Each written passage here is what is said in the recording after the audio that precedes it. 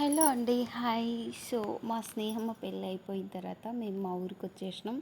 So, మా ఊరికి వచ్చిన 1 వీక్ తర్వాత మాకు మళ్ళీ కాల్ వచ్చిందనమాట మా అక్క వాళ్ళ ఊరు నుంచి. సో, మీరు మళ్ళీ రావాలి, ఎందుకంటే బొడ్రాయి పండగ ఉంది అని చెప్పి. సో, మేము అందుకోసమని రెడీ అయినామన్నమాట. మా పిల్లలు, మా అనుష పాప ఈమెనేమో మా ఓన్ సిస్టర్ వాళ్ళ బిడ్డ పిల్ల అనమాట. మా మనవరాలు అవుతుంది. సో, నాకు అప్పుడే ఇద్దరు మనవరాళ్ళు రెడీగా ఉన్నారనమాట. నా పిల్లలు చిన్నగా ఉన్నారు, కానీ నాకు అప్పుడే మనవరాళ్ళు కూడా వచ్చేసారు.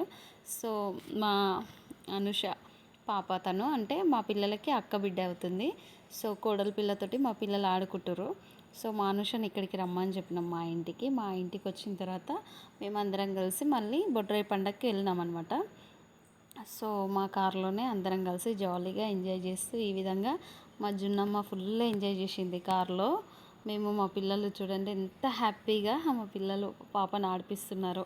ఫుల్ అంటే ఫుల్ ఖుషి.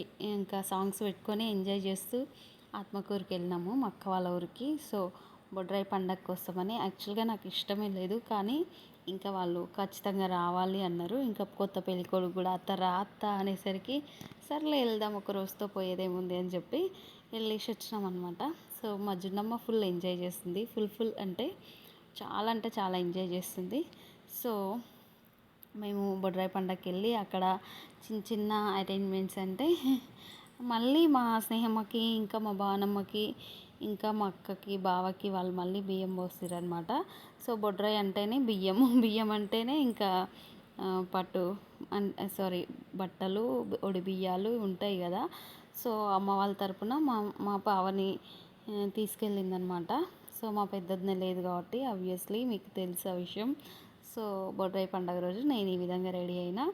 సో, వీడు మా లడ్డు అనుష కొడుకు అనమాట. సో, మా అక్కకి ఇద్దరు పాపలు, ఒక కొడుకు. సో, పెద్ద పాప అనుష ఈమెనే. సో, మా అనుష కొడుకు వీడు, ఇంకా పాప జున్నమ్మ. సో, తర్వాత మేము ఊరు వెళ్ళిన తర్వాత ఎమ్మడే అరేంజ్మెంట్స్ రెడీగా ఉన్నాయన్నమాట.